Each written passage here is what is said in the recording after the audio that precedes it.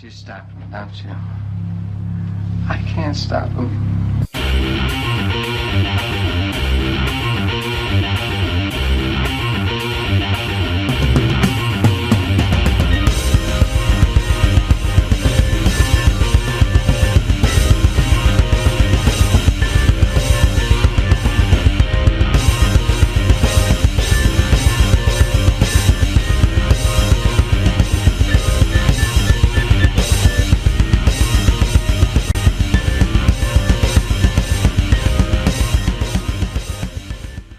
Welcome for joining us. This is our fourth episode live on the HorrorSyndicate.com. My name is Brian Enright. I start off our roster of our intellectual horror gurus that we've created and combined together to bring you an excellent show every Wednesday night. You can follow me on Facebook at Brian Enright, or you can follow me on Twitter at the Horror Jew. All one word. And then you can also find me on Instagram at the Horror Jew as well, and then find us on Instagram at Horror Syndicate. And next we have Jared. Jared, welcome. Hey there, boils and ghouls. You can follow me at Jared Laterno on Facebook or zombie_survivor on Twitter. All right. Fantastic. Let's take it over to Rayzilla. Hey there, horror fans. It's your old Uncle Rayzilla coming to you heavily medicated, located somewhere off exit 18E of the New Jersey Turnpike. I like long walks in the woods, quiet picnics, Italian cannibal films, and prog rock. And it's nice to have everybody here. It's great to see everybody this evening. Thanks for joining us. All right, and last on our show for tonight, we have the one and only Ray, Rage of Razor. Hello, Ray. How are you today? I wish I had some death metal music to play for you while you're headbanging. Well, we don't want to get sued. I'm good. How's everybody doing tonight? Welcome to the Horror Syndicate podcast, live on YouTube. You can follow me at Razor_33. Before we go any further, I want to give a shout out to, forgive me if I mess up your name, Paul Dupay from the Filthy Horror. I won this copy of Scream Factory's Carrie from them, and it came in the mail today, and I just wanted to shout out to the filthyhorror.com. Go follow them on Facebook. I appreciate it. Awesome. I was going to buy that. Now I don't need to. He's a good dude. He is a good dude, and I'd like to actually have him on sometime on the podcast. I think it'd be some good conversation. But before we go any further, make sure if you're watching this live on Facebook, you share it. Sharing is caring, kiddos. Yes, please do. Share the shit out of our live streaming. We can curse. We can say names. We can do everything that we want to on this show, except discuss. We're not discussing that tonight. About last night. Let's just end it at that. Exactly. This is all about horror. This is the horror community. This is about fun. This is a great, fun fucking time, and you're gonna share the fuck out of it on Facebook. Where's the FCC? I don't know.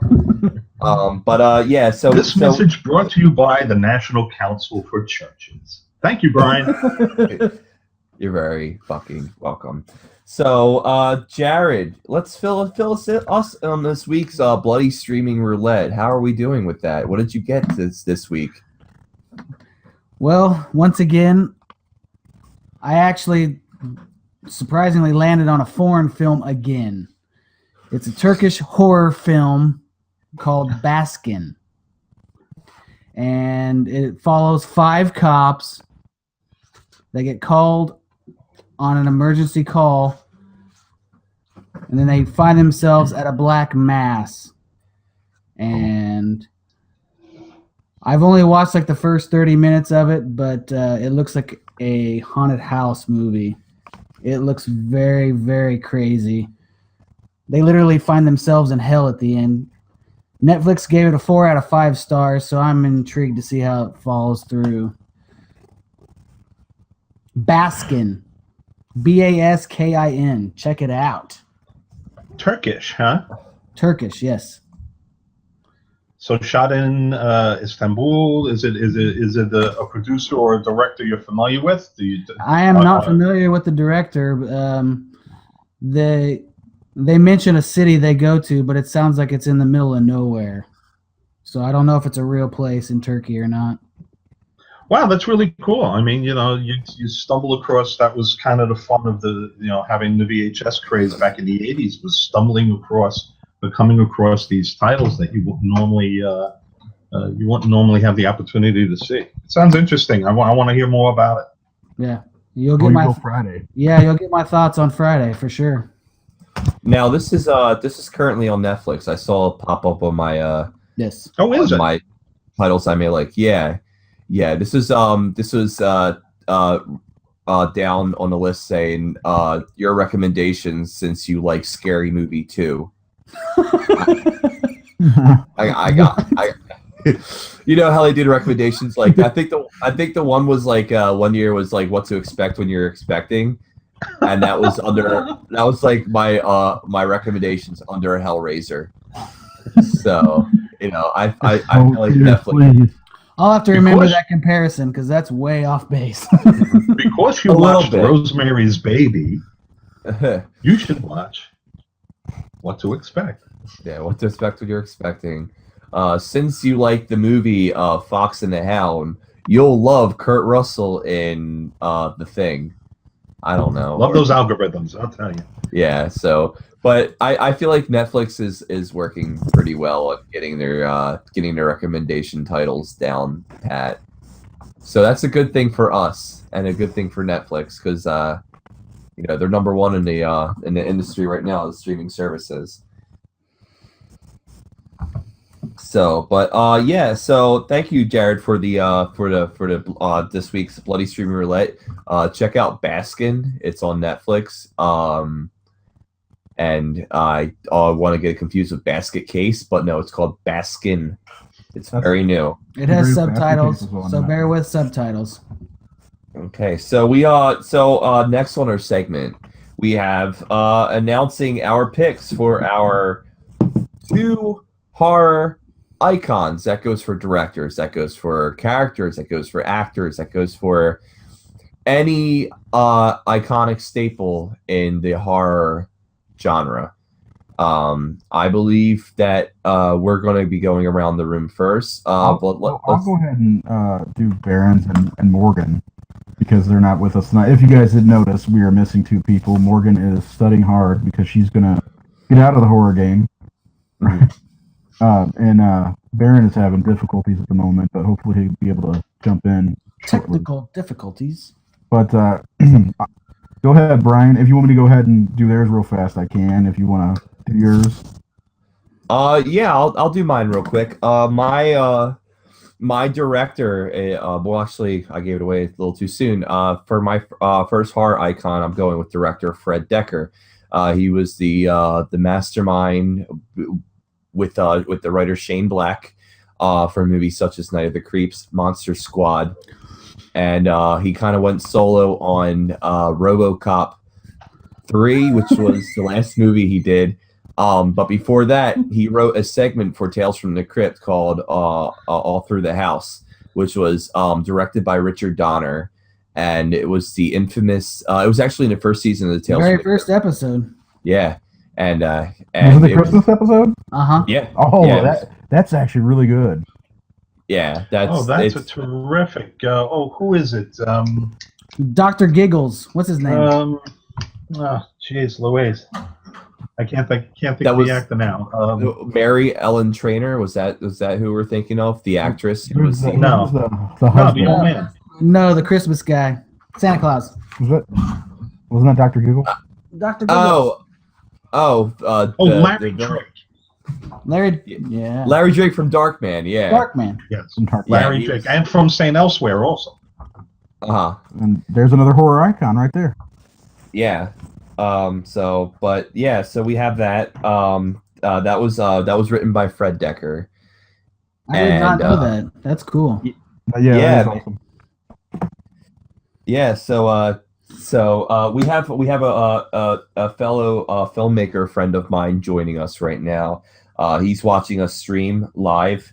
We have director David Lee Madison, who was the director of a movie called Mr. Hush, starring Brad Lurie, who played Mike Myers in Halloween Resurrection. So, David, thank you for joining us on the show tonight. I hope you enjoy it. Please hang around because we have a lot of fun things to talk about, such as we're going to go back in time to 1984 and talk about some Frederick Krueger, and then we have a pretty rad show tonight. And anyone else joining us, please feel free to comment. I will be in control of all the comments that are coming live, and we can answer some questions if you have any questions or concerns, or if you just want to talk to us. And friend of the site, Frankie, also mentioned Monster Squad. So David, we would love to have you on our show one day. So keep in contact with me, and we'll scoop you on. And we'll talk about future projects that you're doing. But we also have Baron. Baron's joining us. Hello. Baron, hello, Baron. Uh-oh. Yeah, find something here. I think you have an echo going through your computer. Oh, Me? is it fixed? I'm on a phone right now. It's fixed. Computer's Perfect. not working. Perfect. Okay. Well, we got you working now. So welcome, Baron. We were just getting to you. I have another horror icon to talk about, and screw me, it's been a long day, and I forgot the second horror icon I was going to talk about. But that means.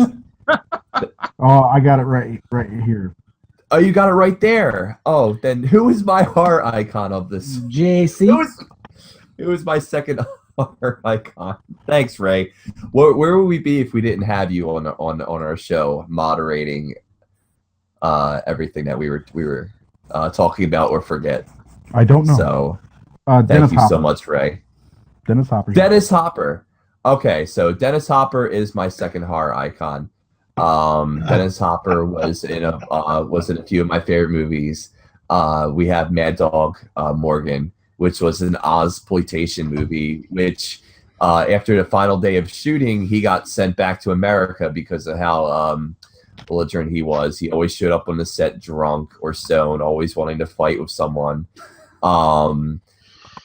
His famous role, any of my favorite movies is from the movie Blue Velvet, and he played such a iconic madman. One of the lines being "Fuck Heineken, Pabst Blue Ribbon."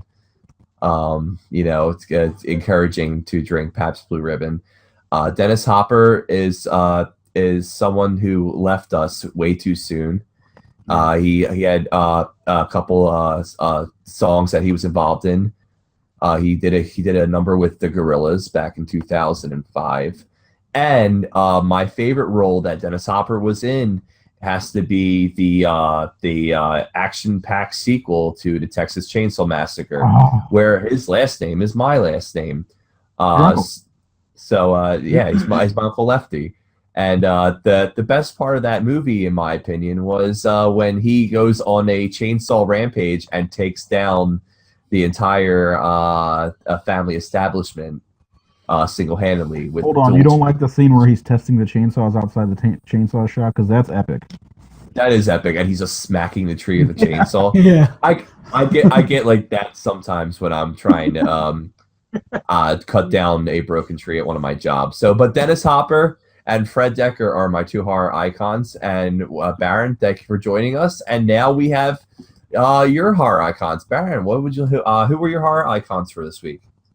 Well, I chose first as a director there would be John Carpenter.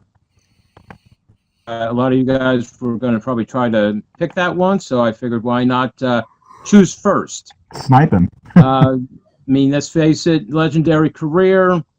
I'm already doing all the research. Wait a minute, what am I saying? I'm the horror historian. I have all the research. It's somewhere up in this crazy brain of mine. I do apologize to everyone who's listening. The Baron's computer seems to have hiccup in it. I have somebody right now trying to fix it for me. So the other person I chose for the horror icon was very simple choice. It is Christopher Lee. One of my favorites. Oh, Yeah, I know. Hammer icon. Look, it took a little time to pick the horror icon. I saw the post come up. It took me at least 5 hours to narrow it down from over 1,000. Christopher Lee's career is fantastic. I mean, it just is. There's nothing about it that isn't. I mean, the guy did possible in every genre. His background just alone for his way of presenting himself on stage, on any sound stage. I mean, he had the ability to literally steal a scene. You could just step out there and knew how to command the camera and take every moment away. Pretty much, basically, any actor who's done any type of stage work knows the way to just come into a room and stop and just position themselves to get everything they wanted. And he was the best at probably doing that. Besides that, he also had a heavy metal career. Since I like metal, why not? So yeah, that's the reason for the two icons. I mean, like I said, one of our top films out there is, The Thing, and of course, the one that started it all off for many of us was Halloween. So, again, that's the reason to choose Carpenter and Lee. Oh, and by the way, the connection there, how Lee passed the role up of Loomis and then regretted it for his entire life. Just another little trivia note there of why I did what I did. Good picks. Thank you very much, Baron. They were definitely great picks. Well, look at it. Look, I get to sign on just in time to announce my picks. I'll probably get booted off this damn phone next, or something else is going to go wrong. So, yeah, there's a lot of Facebook traffic right now. I wish I could say that it's because everyone's trying to watch the Horror Syndicate live, but I'm sure there's other reasons out there for all the traffic that we're not going to get into. But we have our next set of horror icons. We're doing fine. So who do we have next? We have Jared. Jared, tell us about your horror icons for the week. I only have one scheduled for right now, but I decided to pick the horror movie character Jason Voorhees. Jerk off. Yeah, sorry. No, that's cool. He definitely has had a mainstay in pop culture. He's not just like regulated to the movies, but video games, and he even did a stint. Kane Hodder did a stint on Arsenio Hall. Like he was all over pop culture in the late 80s, early 90s. So that's my choice for right now. Second choice, to be determined. We got plenty of time. That's the theme for the month. We're doing some horror icons. Morgan is doing Wes Craven. So basically, what's happening here is all my favorites are being swept out from underneath me. Jason, Christopher Lee, who is probably my favorite actor of all time. But Baron's going to kill it. I know it, and that's why I'm okay with it. And Jared took Jason, who, again, yeah, Baron, you'll kill it. I know it. And Jared will kill it with Jason. Morgan's going to do Wes Craven, and she says she's going to write an interesting piece on Vera Farmiga. I don't know how to say her name, but the chick from Conjuring, who I actually really like. I said I don't know if she's exactly a horror icon, but she's made 2 really good horror movies so far. She has huge tracts of land. And but I don't like her. I don't want her. All this could be yours. What? The curtains? No. So, okay. Fuck me. Anyway, for me, I just now decided, because I haven't decided, because I've done Romero already. I think I did Freddy. So that's another one of my favorites taken from me because I already did it. But I'm looking over here and I see Hellraiser. So I love Hellraiser. I'll do Doug Bradley. And maybe I'll just do Pinhead as well. So nice. Yeah, just do a double whammy. I'm surprised nobody's doing Lucio Fulci. That could be my second one. I don't know. No, I probably should. Wow. No. Wow, see? Well, since we're talking about Nightmare on Elm Street, I broke out my Nightmare on Elm Street 3D glasses. Oh yeah. Oh, I gotta- from Freddy's Dead. Yeah. These are Oh, old as man. shit. Freddy's Dead. Wait, was No, he's that? Wait, what's that? Wait, was Freddy's Dead? I'm sorry. No, Freddy's wait. Dead had a 3D sequence That's at the end of the movie. Because you go inside Got the it. brain, into the dream Got world. it. We'll get to that topic, and we'll talk about our favorite Nightmare on Elm Streets. But next we have Rayzilla. Rayzilla, who were your horror icons of the week? I know you're very excited to talk about this. Yes, my nipples explode with excitement. I got to get off here. I don't know what's going on in this country anymore. And I'm so glad you noticed, Brian. Ray's nipples are running for third party. I took a different kind of approach with my two icons because these two were very. It was a simple choice because both had a profound effect on me as a little kid, and I'm going to date myself just a little bit. I hope and trust that all of you have heard of a gentleman by the name of Forrest Ackerman. Yeah. Forrest Ackerman was the editor of a magazine called Famous Monsters of Filmland. And quite frankly, I wouldn't be the creature I am today without it. The effect and the joy and the information and everything that the magazine brought me is immeasurable. You simply can't quantify it. It was at a time when it was really all you had. And I was quite young when I bought my first issue. I had to be easily 10 years old.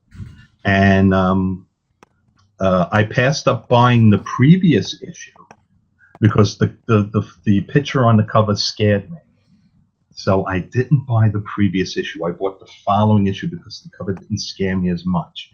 But I was easily 9-10 years old at the time. And I had seen King Kong. And as a 9 to 10-year-old, I looked at King Kong and I understood that it was a movie. So for me, I needed to know how it was done. How did they go about and achieve this? How did they go about and make this? And thankfully, Famous Monsters of Filmland and Forrest J. Ackerman helped me to find out how it was done, how it was made. And each issue was almost like having a magician tell me how his secrets were done, how his tricks were performed. My monsters suddenly had names, and I learned about people like Willis O'Brien and Ray Harryhausen and Karloff and Lugosi and Cheney and Carradine, and the names go on and on and on and on. And if it were not for Forrest J. Ackerman, I never would have ever even had the opportunity to dive as deeply into that world that occupies a great deal of my time now. So Forrest J. Ackerman is one, and I also got to meet him on a couple of occasions through conventions. But towards the end of his life, I actually took a tour of his home. I was in Los Angeles doing business when I was with Sci-Fi Channel. And I got a tour of the Acker Mansion, where he had a lot of genuine artifacts from various horror and science fiction films. And so the article that I'm going to present will include a few photographs from my tour in the Acker Mansion, and pictures, of course, with me and Forrest J. and Uncle Forey, as we called him. And he passed shortly after that. So that's my first icon. And my second icon is kind of in the same neighborhood of that, in that, like Forrest J. Ackerman, he wasn't a creator, he wasn't a producer, he wasn't a director. He was a presenter. And it would be this gentleman here. Zachary, the cool ghoul. And here I am with Zachary. As you can see, he thought fondly of me while taking this photograph. I don't know if everybody can see it, but Cool picture. Zachary was for television and horror what Forrest J. Ackerman was for publishing and horror. Yeah. And so that's why I've selected these two. Zachary came on. He originated in Philadelphia, and then he migrated over to WPIX. And again, I happened to be about that age. You know, I'm talking about 9, 10, 11 years old, and this stuff. You know, you had to go through the TV guide. You had to, you know, read up, and I would underline the horror films in the TV guide.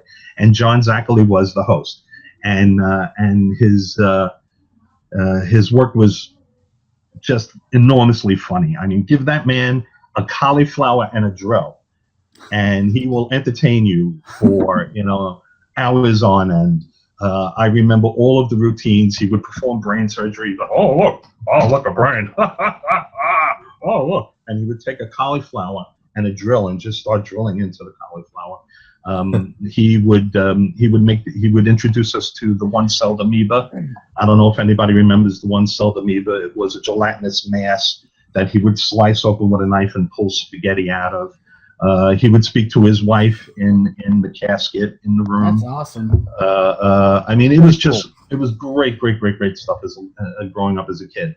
So I only wish they had shows like that now. I'm sorry? I only wish they had shows like that now. You know, both of these gentlemen, you know, were presenters and you know, took the content and delivered it to the masses. And so I guess maybe I identify a little bit with that, being a former programmer, and that I had all of this content at my disposal. And, you know, here I was programming it, scheduling it, and delivering it to the masses. So I do feel, you know, I kind of get, you know, the whole area where those guys were coming from. And those are my two horror icons, and they're very personal for me, both of them. Awesome. Thank you for sharing, Ray. So yeah, that was our week.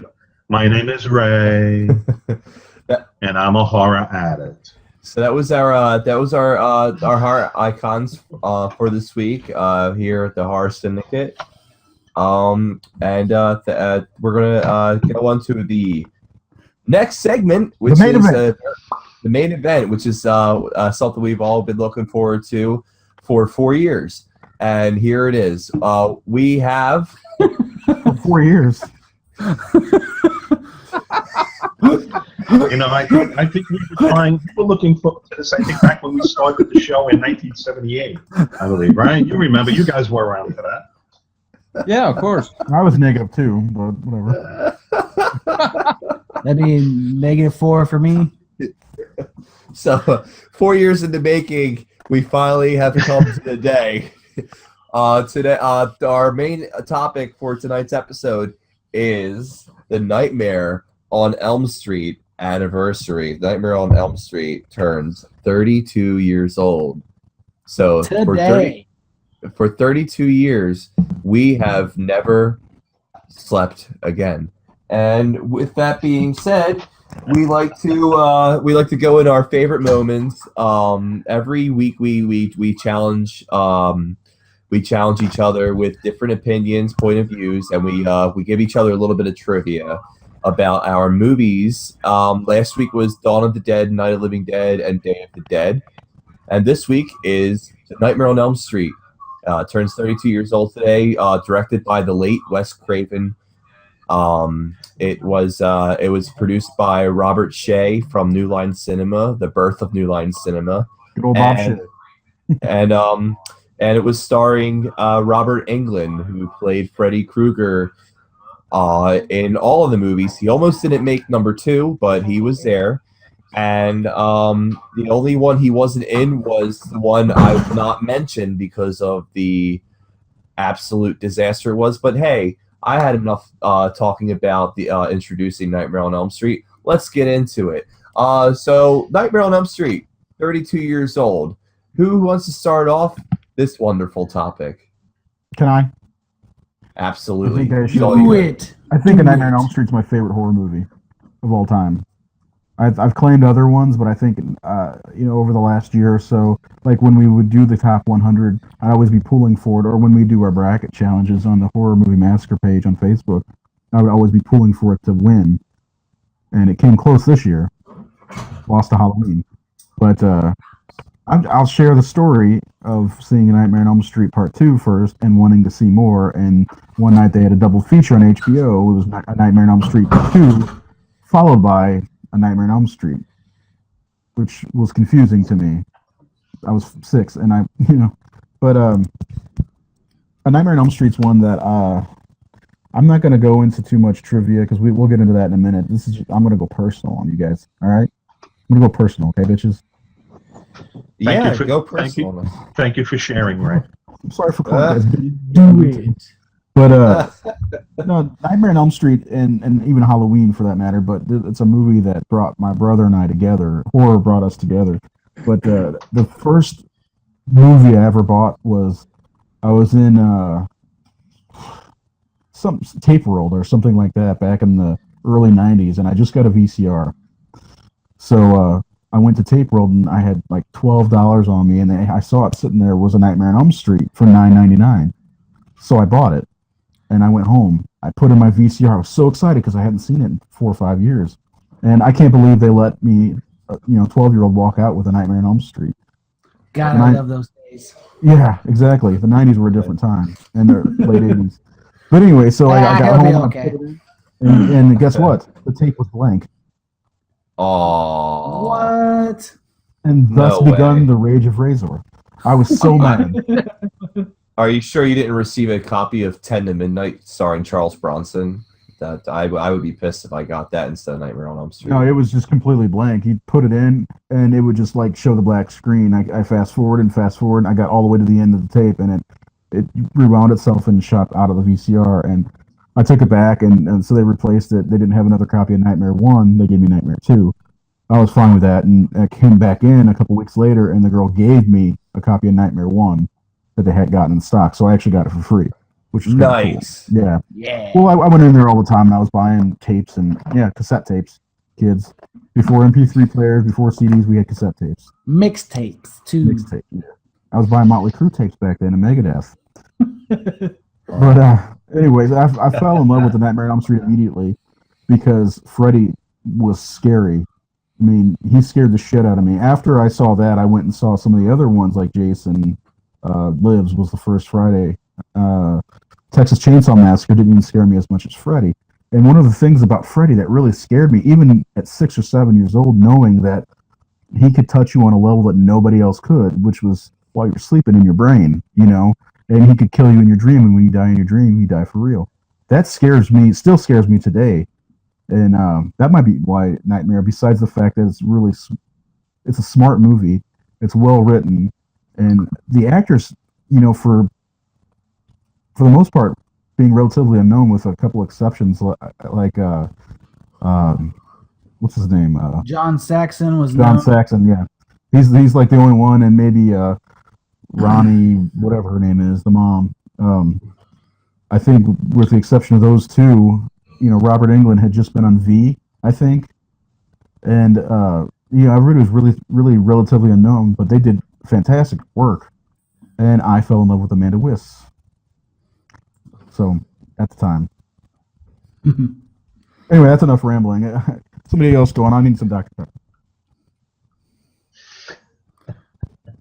We're not getting paid by them. I just love it.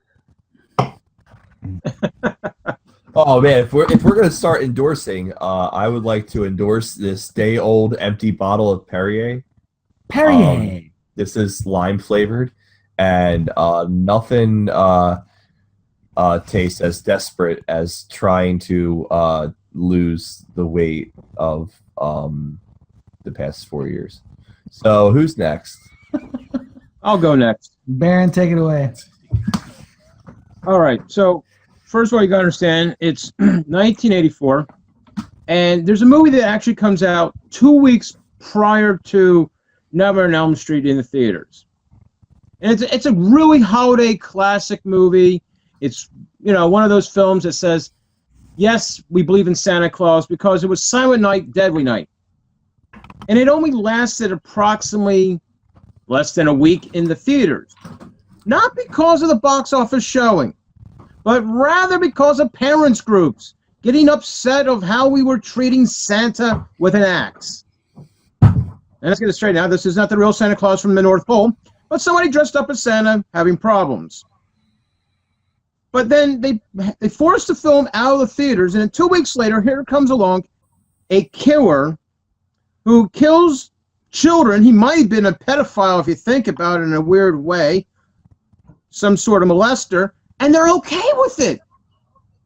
They're fine. There's no problems. So you can't make fun of the Santa Claus, but you can have a child-killing king, if you would, that later goes on in life to have a day named after him in Los Angeles as Freddy Krueger Day. Believe it or not, that actually happened. Yeah, that was after Freddy's dead, though, wasn't it? I don't know how long after it happened, but the point was, he got his own day. Jason hasn't gotten his own day, in Blairstown, New Jersey. That hasn't happened yet. For that. We should. We yes. should. See?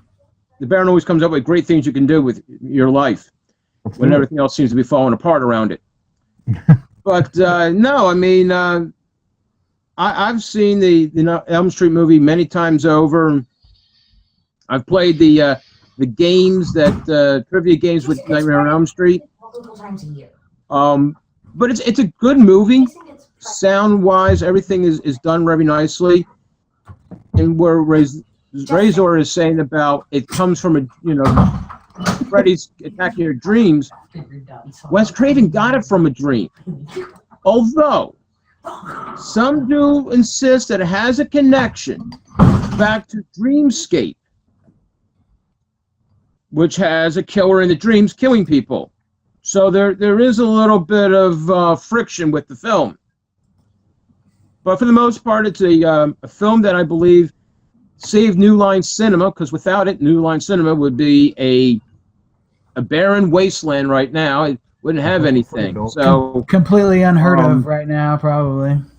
Oh yeah. I mean, without them, and literally they mortgaged everything they had to put everything on one last movie, and it did well, obviously, and it went on to take Wes Craven's career. I mean, if you think about it, Wes Craven's probably had maybe 3 distinct times in his career. He had The Last House on the Left, then the Nightmare on Elm Street, and then you would have to say Scream in '96 kind of really made his career come back around. So if you were thinking about an icon there, so Morgan, if she picks this up on a playback, she can do that little trivia piece. Shocker wasn't one that revitalized his career. No, I know. No, that came out in 88 or 89. What about Deadly Friend? I don't think so. That's why basketball. Who was that? That was the B-rated Shelley Winters who was in that movie, right? The mother from Goonies. Lord. So that's my little 2 cents in about the film. All right, so we covered. We definitely covered something I wanted to talk about a little bit later about New Line Cinema, where it was when Wes Craven directed Nightmare on Elm Street and where it is now. And you're absolutely right, Baron. Without Nightmare on Elm Street, New Line Cinema would have been toast, because in the documentary produced by Tommy Hudson, Never Sleep Again, they mentioned that Nightmare on Elm Street was their make or break movie, and if they didn't do successful with it, it would have been the end of New Line Cinema. And the fact that the Nightmare on Elm Street was never released in theaters, it had such a VHS. It had a very high rental for on VHS during the time of video stores, and it was played on cable television a lot, and that's how it started. And even Johnny Depp he was nobody when that movie came out. He was nobody for a little while until 21 Jump Street. 21 Jump Street. So Nightmare on Elm Street was a staple in not just New Line Cinema, not just Johnny Depp's career, but everyone's career that was involved. And Nightmare on Elm Street will always live in infamy because of the premise, because of the time it came out, and because of the cult following. Now, with that being said, does anyone else have anything they would like to share about Nightmare on Elm Street, the 32-year anniversary? Well, I think the movie holds up surprisingly well, given its age, and I think that the reason that it does hold up well is because the premise is something that we can all relate to in one form or another. It's that familiarity that I think resonates with the audience, in that we all have nightmares. We all wonder if what the results of our nightmares are, what are the meanings behind our dreams. So it taps into the social consciousness, and it holds a mirror to society. And I think that's when horror is at its best. I think that that's really truly when any genre is at its best, honestly. Good science fiction holds a mirror to society. Good horror holds a mirror to society.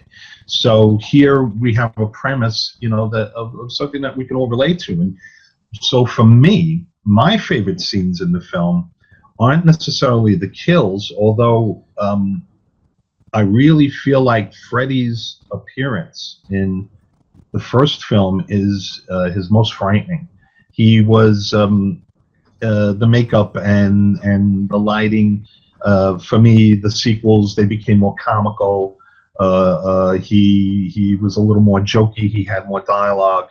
The first film, the imagery there is truly frightening. It's a genuinely frightening movie. So the favorite scenes for me are the ones where our main characters are trying to force themselves to stay awake, really, and them struggling with that. I think the cast is exceptionally good. This is a perfect storm. This is where you had a very, very good script, a very competent director. Wes Craven had, you mentioned Last House on the Left, but really I think that his breakout movie is The Hills Have Eyes. Last House on the Left was very low budget, very art house, really not seen by a lot of people. Whereas The Hills Have Eyes was really what exposed him, I think, to his first commercial audience. And Nightmare, so you had a seasoned director, you had a good script, and you had a damn good cast. And so those scenes where they're forcing each other awake, they dread the consequences. Those are the scenes that I enjoy the most, really, out of the between Johnny Depp, Heather, and the rest of the cast. John Saxon's always great to see. He's a personal favorite, and he plays the part well. And of course, it has that that fantastic ending. That button at the end of the film, that last shot, I think works absolutely perfectly. It's an extremely well crafted horror film, and that's why it holds up. I think it holds up very, very well. Yeah, I think it also got that iconic scene with Tina in the body bag in the hallway in the in the high school. Yeah, there's a lot of great imagery in the film. It's just wonderfully shot. All the notes are played really, really, really well. It's a damn good movie. And if anybody out there listening or watching right now, if you have not seen this movie, shame on you. Hand in your card. Hand in your card immediately, and we'll return it to you after you've gone and watched the film. And come back and apologize appropriately. Maybe. Exactly, Jared. What were your insights about the Nightmare on Elm Street movie? Well, Ray touched on the originality of the film, which I agree is amazing. One thing, Ray Zur posted on the horror Movie Massacre page, what was your favorite part of the film? Mine was Johnny Depp's death, where he gets sucked down into the bed. Like, that was, when I was a little kid, that freaked me out so much. That was just a bizarre and wild death. Yeah. That was great, but I think everything, like, one of the best parts of the entire movie is Tina. And you think that she's the main character of the movie at the beginning of the movie. And then she's killed off at the beginning. And from when she falls asleep... Kind of a Psycho reference. Yeah, exactly. That's kind of what I was thinking, too. But something that Wes Craven would do later in Scream as well. He would repeat that. With Drew Barrymore? With Drew Barrymore, yeah. Yeah, the thing about that, though, that her whole... From when they fall asleep and her and Rod are in bed together... with that, Freddy coming through the wall and over Nancy, which is one of the best looking scenes ever. And but with her walking down the alleyway and then Freddy coming out, chopping his fingers off, and this is God and all that, that whole scene, and then her being lifted up on the ceiling and Freddy's dragging her, that's the best part of the entire movie for me. I mean, it gets better, the movie's great and everything, but that, like, right there, if that doesn't grab you by the balls, I really love the effects that Wes Craven did with the movie. His ideas for the effects, like, say for instance the infamous scene where Nancy is taking a bath. That was actually in a pool where they made a custom tub and.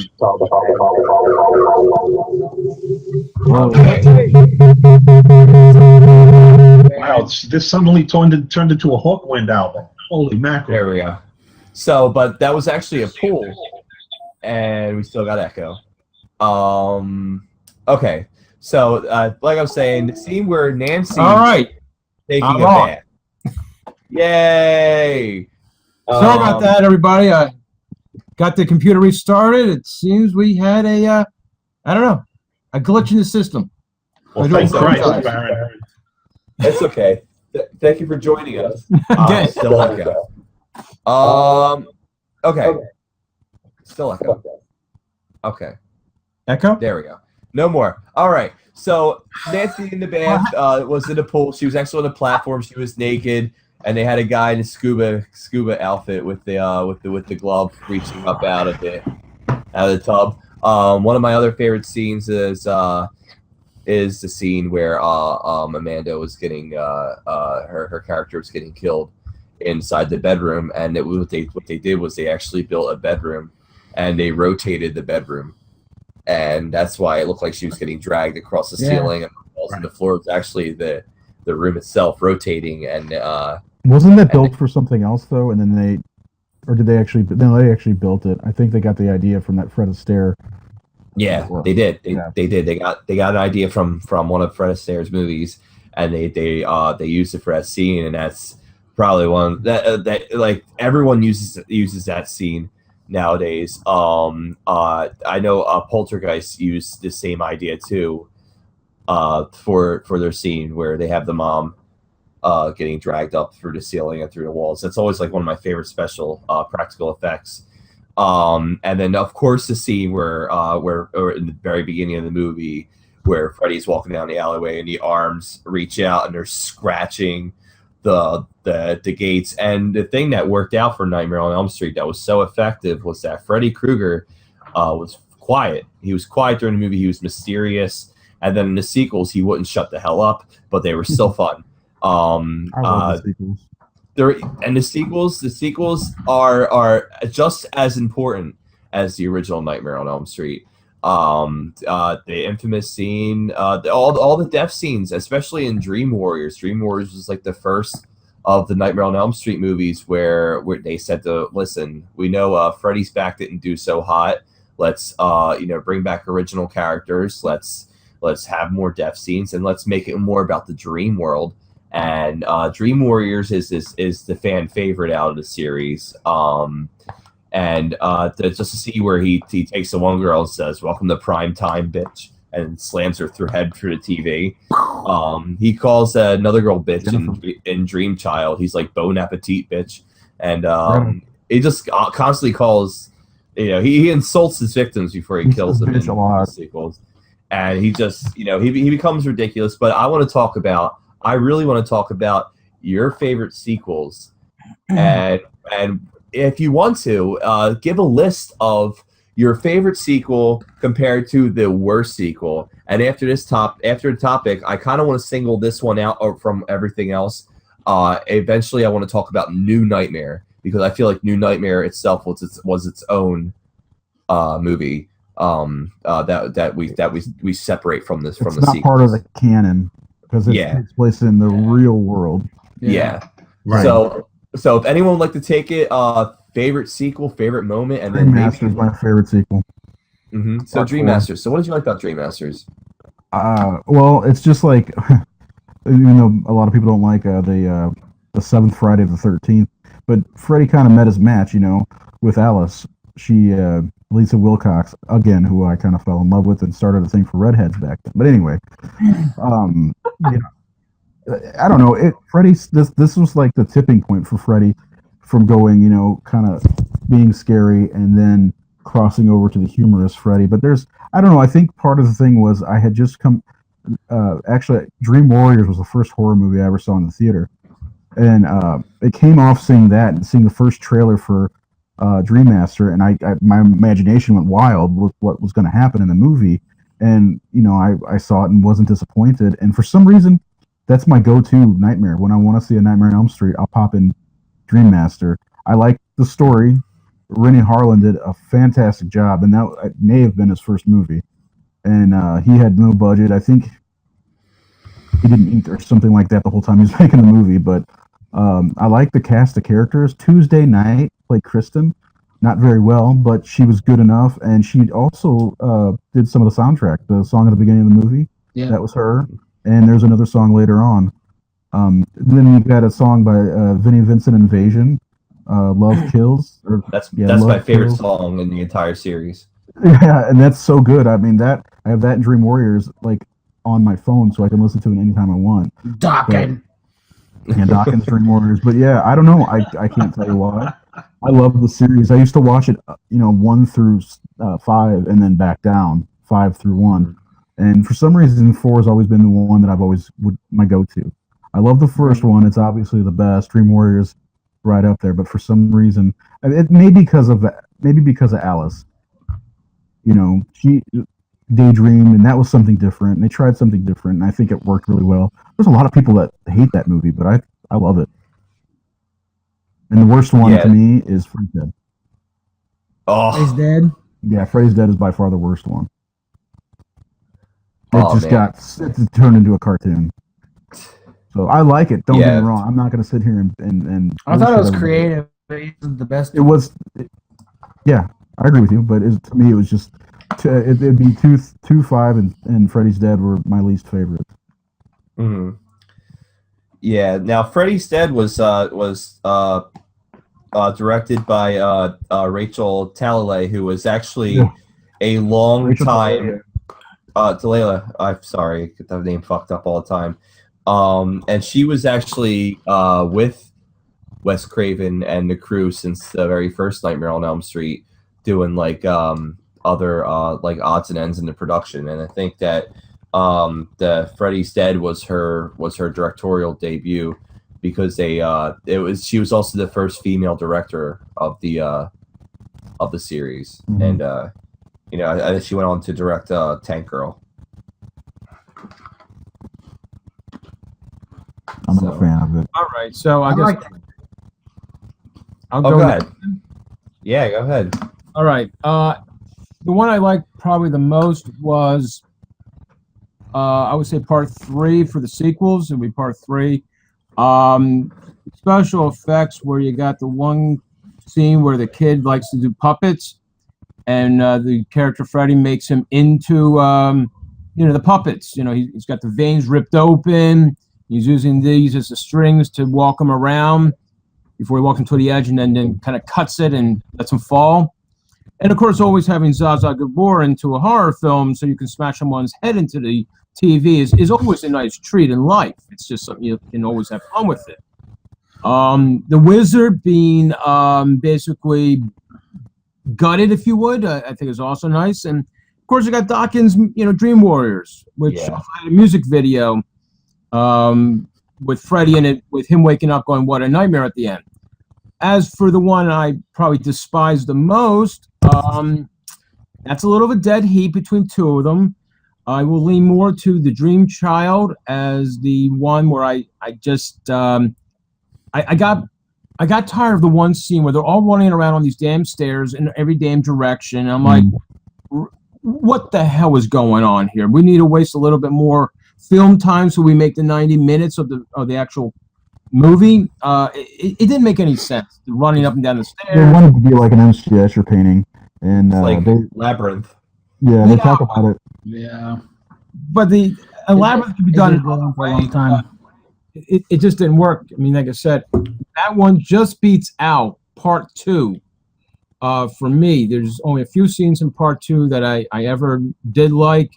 The one where Freddy basically is standing at the poolside with the fire up behind him, and he says, "You're all my children now." It's a nice segue to say, look, I can enter everybody's nightmare now and really have fun with everybody. But he doesn't kill that many people in the damn movie, and I'm feeling a little depressed at that point. He doesn't kill them. He should kill everybody at the pool party. It would be nice.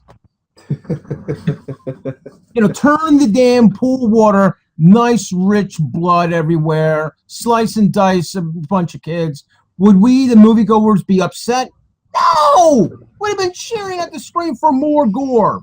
But it wasn't going to be happening. And there's Ray Zilla giving the thumbs up for more gore, yes. All right, so those are my picks. Okay.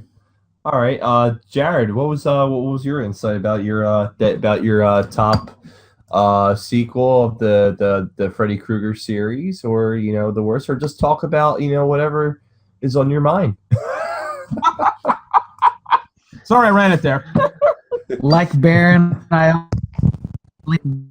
Dreer's film as my best sequel. I thought it had some interesting kills, and it created an interesting storyline trying to bring all these characters together, trying to fight a common enemy. He already mentioned my favorite kill, the puppet kill, where he walks him off the edge there. That was amazing, Philip, how they did that. Philip, no. No. But as far as my least liked, I really like Freddy's Dead, and I know I'm on the minority for that, but just because I was really young when I first saw it, and I thought it was kind of interesting how they did it. But I think the Dream Child is probably my least liked sequel of all of them as well. They're all good in their own way, but I mean, if I had to rank them, Dream Child kind of is down there. Yeah, it seems to be everyone's least favorite so far. That and Freddy's Dead. Ray Canella, what was your insight about this series? Well, I know I'm not you've been going waiting. to. I'm not going to veer too far away from the Baron in that, and I think it's pretty unanimous that the superior sequel is the third film, particularly because I think that number 2 is such a disappointment. And if I'm not mistaken, I think Wes Craven kind of bowed out of the Freddy franchise. He more or less sold the Nightmare on Elm Street brand. He kept his name as a producer, and I believe he got a producer's credit. And he got, based on characters created by, that sort of credit. But I think that he had very little to do with number 2, and it shows. But number 3 is a terrific movie. It's another strong cast. It's another strong script. Practical effects, prosthetics, and animatronics were really at their height at this point. We're talking about the mid-'80s.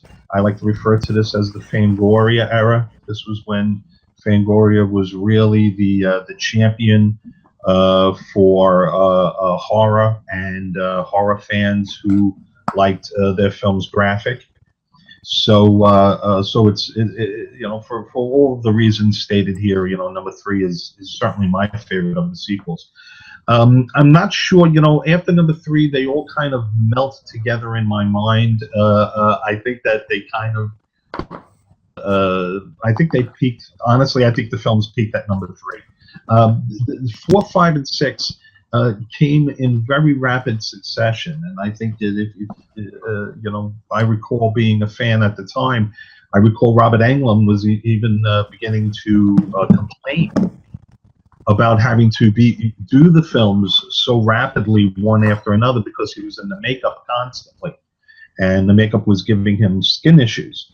So I think the films suffer as a result. It kind of became a cookie cutter factory.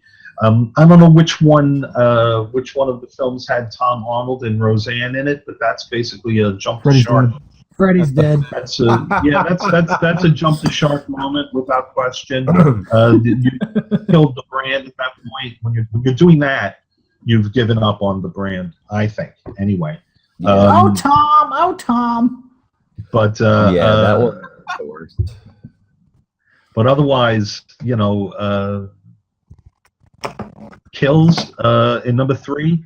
Wow. I mean, again, animatronics and prosthetics were really coming into their own at the time. The effects are marvelous, and it's also beautifully photographed. I wonder if it's the same cinematographer. I know the same cinematographer did Nightmare on Elm Streets 1 and 2. I'm not quite sure that he did number 3, but it is a wonderfully shot film, and it saved the franchise really. Had 3 not been so well received critically, and it was very well received critically, I thought there would have been a 4, 5, and 6. So it kept the franchise going. It's a critical film in the canon. A young Patricia Arquette, young Lawrence Fishburne. It helped. But and I really out of the series, there was two of my favorites. The one I really didn't like was Freddy's Dead. I didn't like it. It just seemed like a really poorly budgeted 90s MTV music video, which can be a really good thing. But in that situation, you're right. Tom Arnold, Rosie O'Donnell are not Rosie O'Donnell. No, Roseanne. Rosie O'Donnell. Yeah, she was Freddy. No, they were in it, and like the whole the kids being gone, and it was just a weird. And then the Billy Zane sisters end up being like Freddy's daughter and Alice Cooper somewhere in the mix. I didn't like it. I didn't like that movie. I wanted to turn it off, but as the horror fan I am, I had to finish watching it, and I watched it years again because I like to reevaluate movies. The movies that were my favorite out of the series was definitely Dream Masters, the one directed by Rennie Harlan. I think that was the biggest budget Nightmare on Elm Street movie that was made before New Nightmare, and kind of like a guilty pleasure. Freddy's Revenge was actually one of my favorite movies, and growing up very not liberal but open-minded, that was a movie that was gearing towards the identity of being a homosexual, and they didn't know at the time when they were filming. They didn't know at the time. The only person that knew about it was Brian. We're losing you. You Was kind the of guy that played the picking up on character? us, Brian. Mark Patton. Got the whole sorry, auto tune thing going there, Brian. Is it okay now? You sound fine to me, buddy. You sound fine. Yeah. Okay. All right. So the writer David Chaskin, who wrote Freddy's Revenge, knew what he was writing about. He says it in Never Sleep Again documentary. He knew he was doing it with the homosexual undertones. No one caught on to it, and he was baffled that no one caught on to it. The main actor of the movie, what's his name? Mark Patton, who played Jesse. He was a gay man, and he had to hide it for the longest time. Because when people watched that movie, they didn't know that there was all these homosexual undertones in it. They didn't know he was gay, except for the people that were working on the movie with him. and he went through his whole life not really doing anything after that movie. It was never another big movie after that. That was the last of it. And when he goes on tour, he likes to talk about his part in Freddy's Dead. And he's also a huge AIDS activist. I believe he is HIV positive. Freddy's Revenge. And in Freddy's Revenge. And well, he has a documentary called I think it's called Scream Queen, Nightmare on Elm Street or something like that. Yeah, and he had a miserable time doing the movie because of just the uncomfortability that he felt while shooting the movie, and he had to do all these. The book is really good, and they go through a section of it in Never Sleep Again. I would recommend it. And Never Sleep Again is fantastic. It's 4 hours, but it's great, and it's on Netflix. Yeah, it is on Netflix. It's one of those documentaries that you need to watch it. You have to watch it. It's a must see. And so that happened to be my guilty pleasure. I really liked Freddy's Revenge and Dream Master. I wasn't a huge fan of Dream Warriors, although I love Dokken. And the kills are great, and it just you guys can discuss it or not, your positive opinions, negative opinions. Heather Langenkamp's acting in the third one drove me fucking crazy because I really wanted to believe that she was I just really wanted to believe that she was on her game, and I didn't feel it. I didn't feel it at all with her portrayal of Nancy in the Dream Warriors, but I did feel it with New Nightmare, and she blew it out of the water with that movie. Yeah. Hands down, that was one of the best performances I've ever seen by an actor. Could we argue that she was playing herself? You can be, but regardless, people tend to freeze up on camera and forget who they are or what they're portraying. But she was so natural in this role in New Nightmare, and yeah, Ray, did we talk about your favorite sequels? Everyone talked about their favorite sequels, favorite moments, least favorite movies of the franchise. Did we cover all that? Which Ray? Both Rays. There's two of you. I did. Yeah. Okay. Yes, we did. All right. Yes, we did, Brian. Thank you for asking. Perfect. Let's move this along. New Nightmare. New Nightmare was a huge 90s movie. It was reflecting off of the success of the Nightmare on Elm Street saga, and it was also mocking the movies itself. And Wes Craven returns as a director. Let's get into this. New Nightmare. Who likes to start off? New Nightmare, I want to say it has one of the smartest titles ever, because if you watch through the movie, there's a scene where Heather Langenkamp goes and talks to Wes Craven, and he's the movie's called Wes Craven's New Nightmare.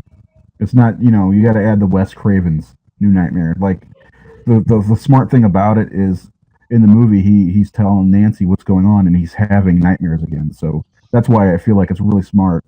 When the first time I saw it, it hit me right in the face. Whenever she's like, Wes, are you having nightmares again? I'm like, that's why it's called Wes Craven's New Nightmare. It's not just calling it, the new Nightmare on Elm Street movie. It's what I originally thought it was. It's his new nightmare. He's having nightmares. So I thought it was a really smart title. At first, I'll be completely honest, I hated it. I was 14 when I saw it. I saw it in the theater, and I was like, I signed up for this. It's like a documentary, not a documentary, but it's like, what the fuck is this? And as I've gotten older and seen it more, I do like it. It's a really, really good movie. It's I think it's a very smart horror movie. And Wes Craven doesn't like the other movies. I don't know that he's even ever seen them. So, that's probably why he would make fun of the movies. He didn't care, want to be a part of it. He wrote something for Nightmare 3, and it never got made because it was too long or something like that. And he detached himself from the character completely and came back and made probably the second best of the Nightmare series. I'm saying that after I said I hated it initially, but I ended up loving it. It's in the top 100 of horror films that we have.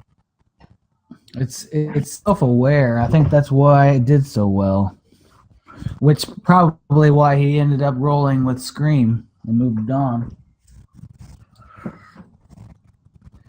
Exactly. That's an excellent point. This sort of turning the content and turning the camera on themselves is somewhat explored in the first, definitely explored in Scream anyway. Yeah, it's a theme that he's definitely going to re-examine. Yeah, he basically, I think, again, if I understand the story correctly, after the first Nightmare on Elm Street, he basically sold that puppy to New Line Cinema for a big chunk of change. You know, got his screen credits and basically walked away from it until New Nightmare came along. And honestly, for me, it's not the most memorable. It doesn't just doesn't resonate. You know, you guys are kind of familiar with hearing me being not terribly enamored with sequels, and I understand that it's not a sequel and that it's not in the canon, but yet it's covered ground. And if you can't do it, if you can't do something interesting with it, try, just don't attempt it. And this is one of those attempts. I understood what he was trying to do with it, where he was going with it, but I don't think it holds up. And I don't, too many sequels belittle the original. Well, and I think this was one too many. One too many belittle the originals. Mm-hmm. Well, if I may, there's a thing in the film itself that, I don't know, I think we're starting to reflect society a little bit. If you remember, there's a scene where they have the doctor going, "Are you showing your son these films?" And they're trying to make a social service kind of thing into it, going, it's wrong to show him this.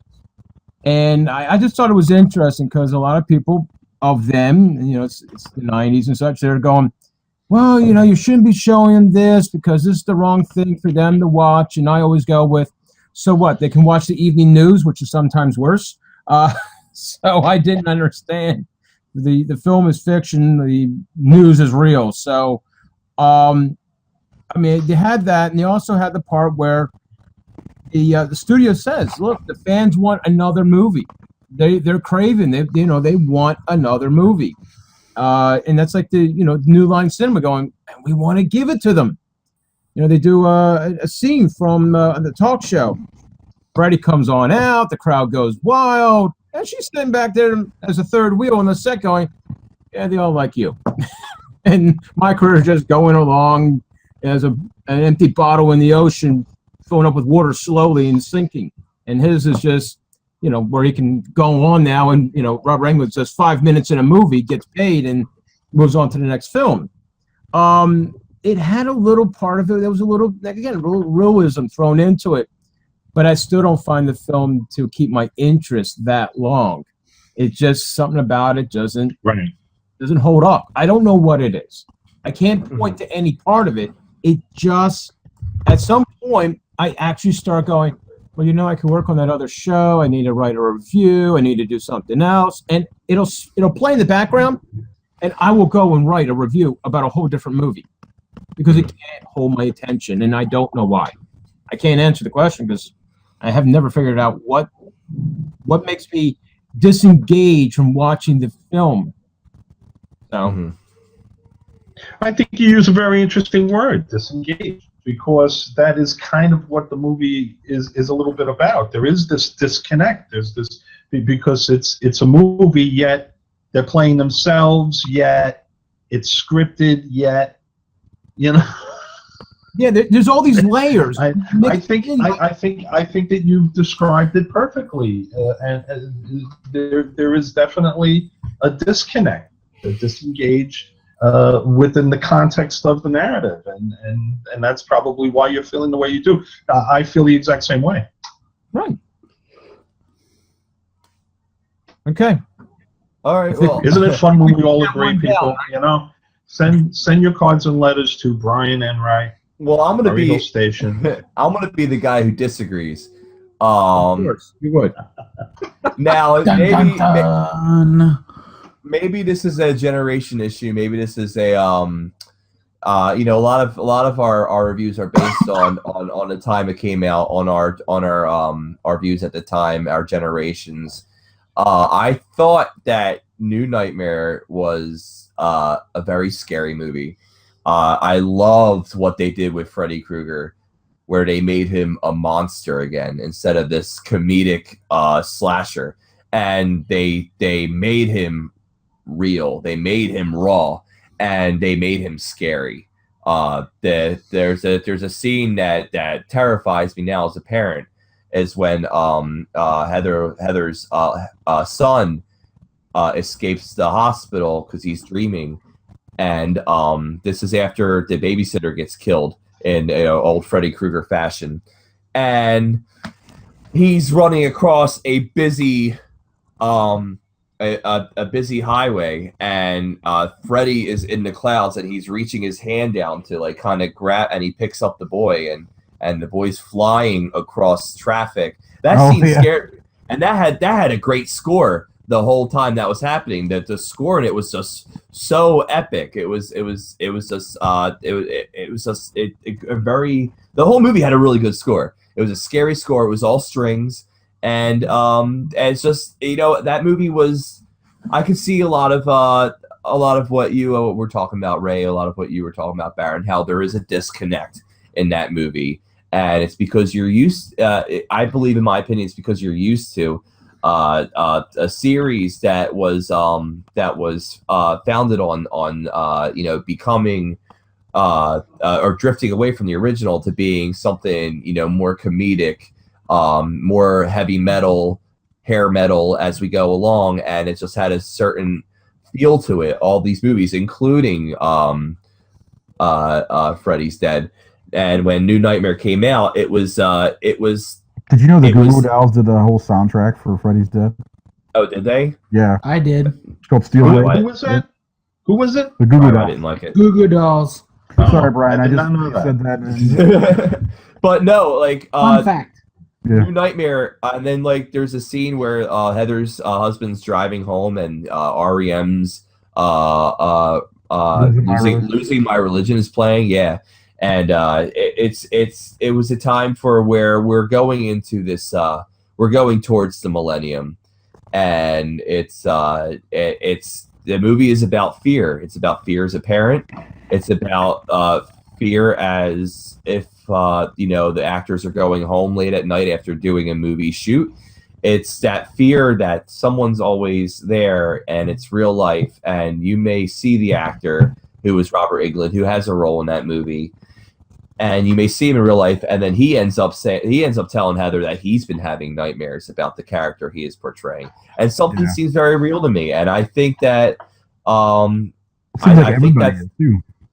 I think that's why it's great to have us on the show, because we have the people who didn't like the movie, and we have the people who did like the movie, and we're able to communicate with each other instead of attacking each other, saying that you're wrong, I'm right, fuck you. We're able to discuss. I'm on one side, you're on the other side. Exactly. Getting too close to last night, guys. So that's my opinion about New Nightmare. Anyone else have anything to say about New Nightmare before we go on? Jared, you haven't said anything about it. I liked it a lot. I thought it was interesting how, like I said a little bit earlier, it was self-conscious and self-aware, which obviously led Wes Craven to his ideas when he made Scream. And that whole sequence, it was the child, was that the same kid from Pet Sematary? Nico Hughes? Yeah. Yeah, okay. That's what I Something like thought. that. I haven't seen that recently, so I was drawing at strings I there. think I said his name right. Yeah, you're right. First I play with Jed, then I play with Mommy. Now I want to play with you. That's all I remember. Oh my god. I love Pet Sematary. There. There's there's an episode, there's a future episode of the Horror Syndicate in here somewhere where I think we all have to perform some of our favorite scenes, just as Jared just now gave us that touch of brilliance, and I want to thank you for that. That was absolutely riveting. My nipples are a little sore, and The nipple party. Got it. I think I think for future episodes we should all sit down and act out one of our favorite scenes. Mother, this voices cloth included. smells of death.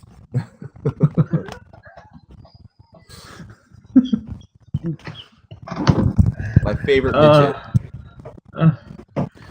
All right. So we have a fun thing coming up this Friday. Brian, do you want to talk about it?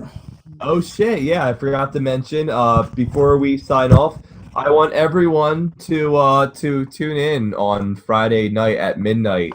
We're doing this new thing. We had our first premiere last week on Friday. It's called VHS Midnight Presentation, and you can follow it at VHS Midnight. And what we do is every midnight we will show on we'll live stream on VHS Midnight Presentation to the Horror Syndicate, and you can join us live. You can comment. We will watch VHS movies, a double feature, and this weekend or this Friday night at midnight we have a slasher double feature. That movies that we haven't seen in a long time, movies that are out of print. And this should be a fun double feature, and I'm really looking forward to having everyone join me and laughing with me as much as I like to laugh at them. So yeah, Horror Syndicate on Facebook page, VHS Midnight Presentation on the Facebook, and we can watch live movies together on VHS For free. And yeah, it's For free limited horror, time. free for a limited time. Educational purposes, we're watching this because no one watches movies on VHS, and we like to bring back a broader time where VHS was king, and now the king is. I think the king is DVD. Will always be DVD. Even with streaming, it's I want always to nice. say something about VHS, and I noticed something before. Like, my son found VHS tapes in my basement, and he's like, "What are these?" And I told him, What are "They're these VHS tapes." monstrosities? And he's like, "Oh, do we have a VHS player?" And then I heard Ray say it earlier before we went live, and I'm like, "Does everybody forget that it was called a VCR? Because it's like you call a DVD player, not a whatever, you know." Not a And VHS sometimes I forget that they are called VCRs. Yeah. And kids won't know that. Like my son called it a VHS player. I'm like, that's not right. Now, you sure that VHS tape wasn't, like Swedish erotica or anything like that? No, it was actually titanium. But It was good. It was good stuff. All right, good. Yeah, we like to refer to it as Dead Technology Theater. By the way, that'd be a good. make sure you show up on Friday night with your head cleaners and Adjust the tracking. Some Orville Redenbacher. If we're really going to dial back to a simpler time, then by all means have your head cleaners ready and maybe some fruit roll-ups.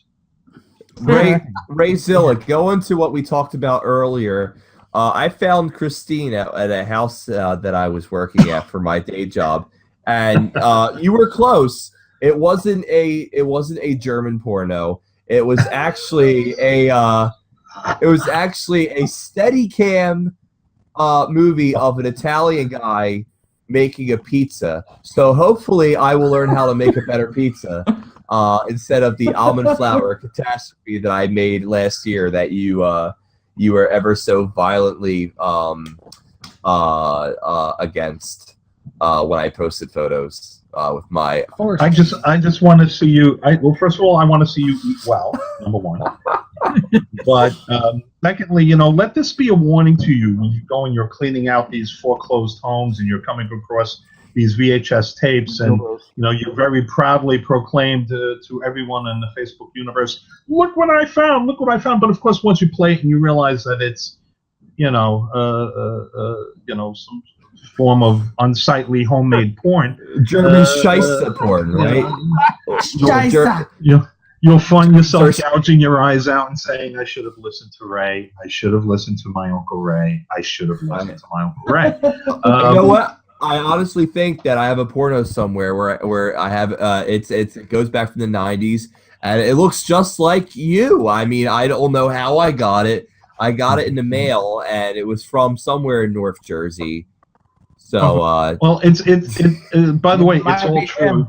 It's all true, and some nights I wake up screaming. So I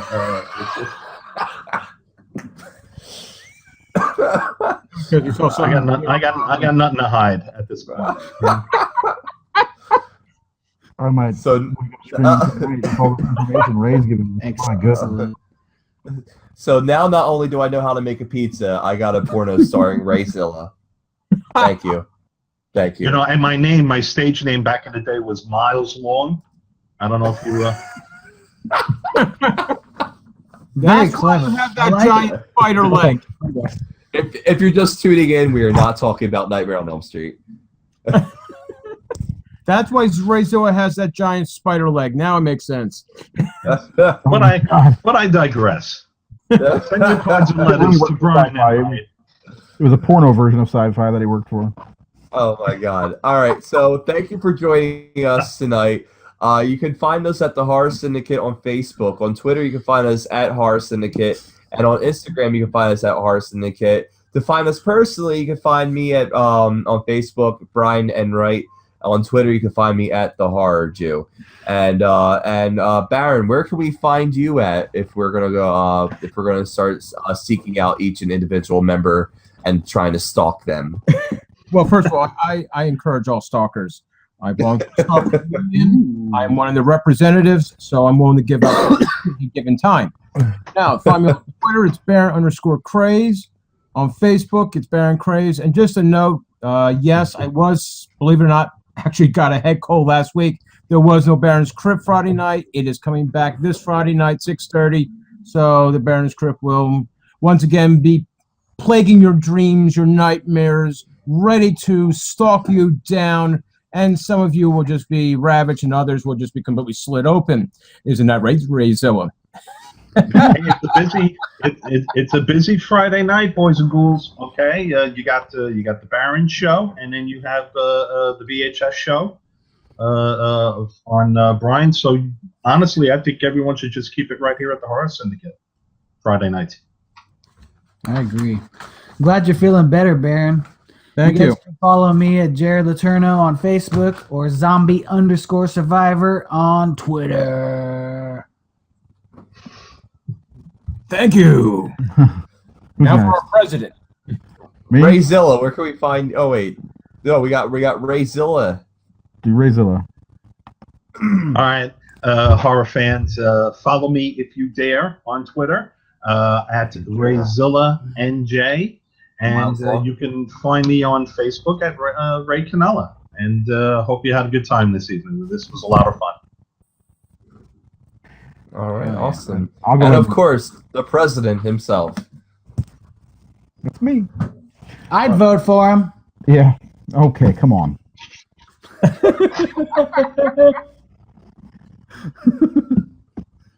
I like to grab people in there. Anyway, I'm going to go ahead and say one more time, thank you, Paul, if I pronounce your last name wrong, Dupai. Thanks for Carrie. You can find Filthy Horror on Facebook and at Filthy Horror 666 on Twitter if you want to give those guys a follow. And maybe one of these days we'll get Paul. He's out there on the West Coast. He'd be starting with us at like 5:30. So maybe we'll get him on here sometime. And you can follow me at Rage of Razor on Facebook and Razor_33. And sharing is caring, folks. Hashtag. Follow, share, do your thing. And subscribe. All right. Give till it hurts. Well, thank you very much for joining us, everybody, and please have a safe night. And whatever you do, love each other as much as you can. That's all I have to say. Just stab them. or just stab them. Oh, fuck it, right? God, Go for it. God damn it! All right, have a good night. Bye bye. Adios.